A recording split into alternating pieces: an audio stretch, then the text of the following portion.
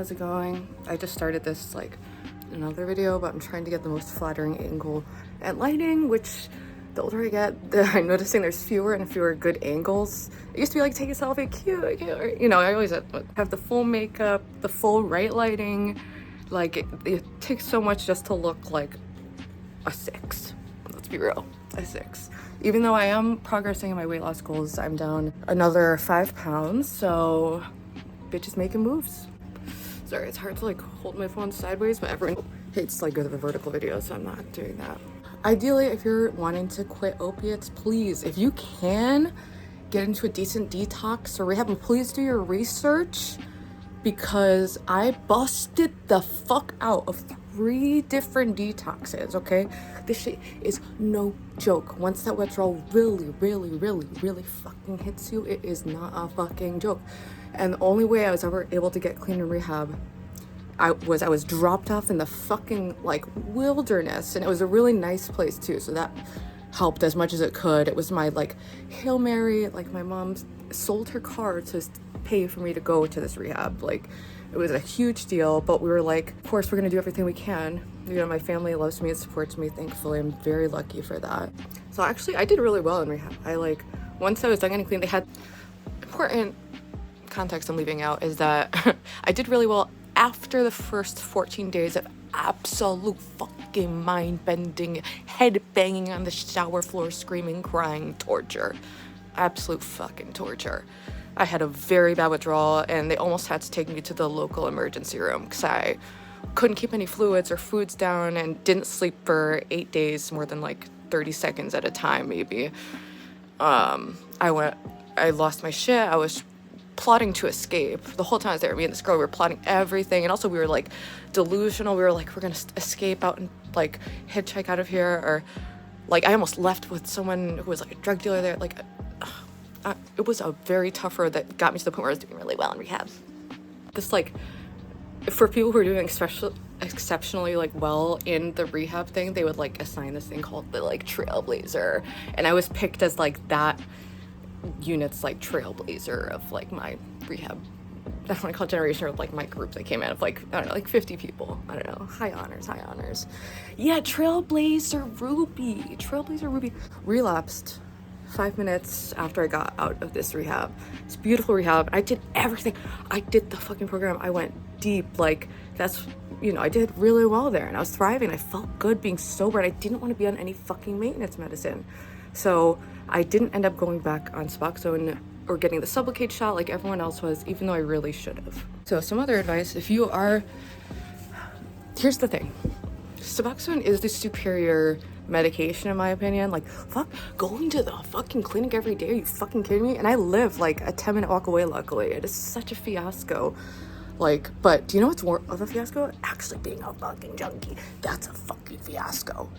Having to hustle $200 fucking every day just to feel okay, constantly swinging from the pits of hell to the highest heavens. Like, I mean, it's a lifestyle. It has its, no, it's not, well, first off, it's never worth it. Don't listen to me like glamour, it's not fucking worth it. So anyway, I've done these rehab programs, and I'll go more into it in another video. I just wanted to put this out there. I felt compelled to. So what I did is I gradually, and this is what I would tell anyone who can't afford to go to rehab right now and needs to get off and maybe can't take off of work.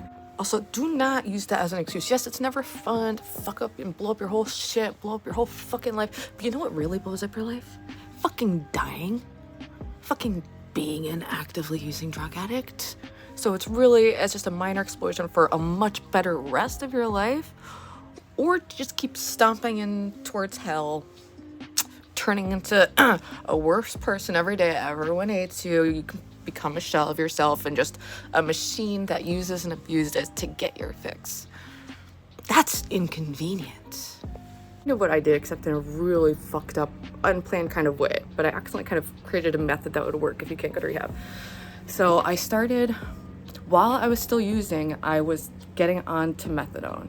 So the goal was always to use less and less as the methadone went up and up, but I'm a fucking idiot who can't do that, so I ended up with a double habit. So I'm fucked.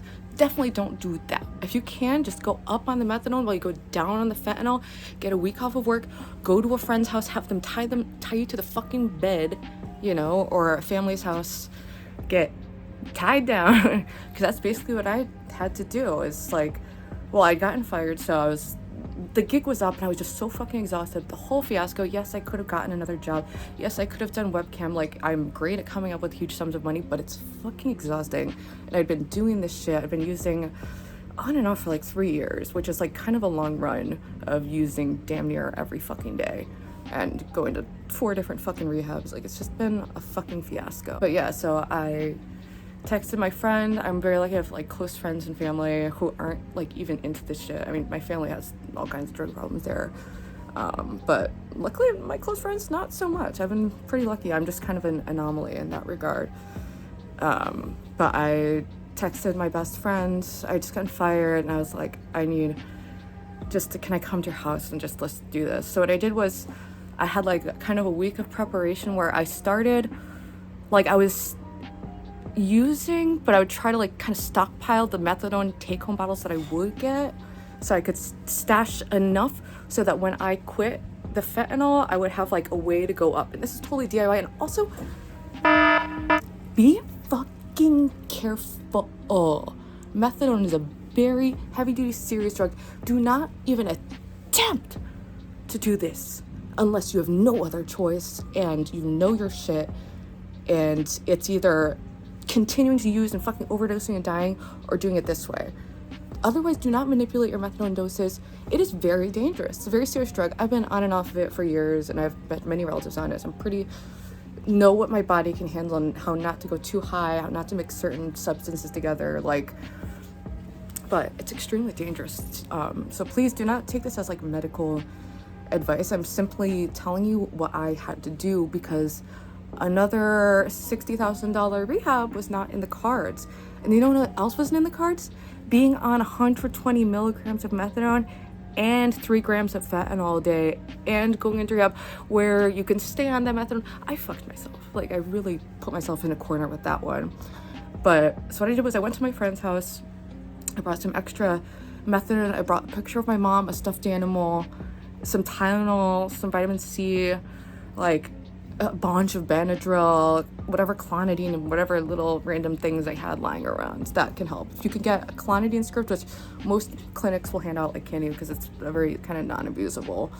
Clonidine, hydroxyzine, methadone, those are going to be the way to do it. And even still, just don't get a double habit because it's such a shitty place to be. That's your fucking out. When you go to a detox, like, when you've already fucked the comfort med situation and have a double habit, they can do nothing for you. P.S. If you want to get on Suboxone, Google precipitated withdrawals. This is why I busted out of literally 3 detoxes, like ripping wires out of me, running out the door like crazy, out of a movie kind of escapes. So dramatic, crying, screaming, running, like being like, get me out! That's pure psycho. Like, so bad. I literally was like just busted out because what happens is they kept giving me Suboxone too soon, and guess what, 4 days of raw dogging detox was too soon to get back on subs. So guess what, that's just how it is with fentanyl, because it stores in your fat for much longer, especially if you've been doing a high volume of fentanyl for years. It will stay in your fat for a long time. So it's going to be really hard to get straight back on Suboxone. Suboxone isn't the magic that it was 10 years ago when I got on it, like, the day after quitting heroin. I was like, I guess I'm on Suboxone now, easy peasy. Nope, those days are over. So methadone is going to be your saving grace. But if you can somehow get on Suboxone, also, I had a very, very severe fentanyl habit. I was doing a lot. So my experience is my experience. If you can get on Suboxone, just get on fucking Suboxone. It's so much easier than methadone, but I don't know. And I'm telling you, this is like the pits of fucking torture, the withdrawal. It's nothing like heroin withdrawal. It's not. I mean, it's similar sensations, but it's all magnified times a fucking million. So best advice I can give you is never fucking touch fentanyl. If you know someone doing it, run away. I mean, support them, be positive, but just never, ever, ever be near that shit. Because I'm telling you, this substance utterly fucking annihilated my life. And it's really a miracle that I came out on the other side. And it was a very bumpy ride because despite my method, I did still end up going psychotic. And eventually, like a week into my withdrawal, I ended up going into a psych ward. And that was terrible. Totally against my will. No fucking cigarettes. And cigarettes were like the only thing, you know, that was holding me together. Also, funnily enough, while there was a bunch of odd features to my psychotic episode that had me doing a lot of crazy things, and a lot of the basis of my psychotic beliefs was that, like, first off, I thought I was talking to God, and like the way for me to ascend was to publicly humiliate myself in ways that I feared my whole life. And once I did that, I could like somehow break through or like break out of the video game that I was in. And I also believed I was like destined to be with destiny. So stupid. I think because I had just been like aspects of my psychosis were just things that I'd like picked up from media and just whatever I'd recently been listening to. And I'd been listening to a lot of Destiny debates because I like Destiny. I like his content. I like his debates. But I've never felt he's like cute and he's attractive because he's like funny, but I've never felt like like that was never an aspect of my life until I was psychotic.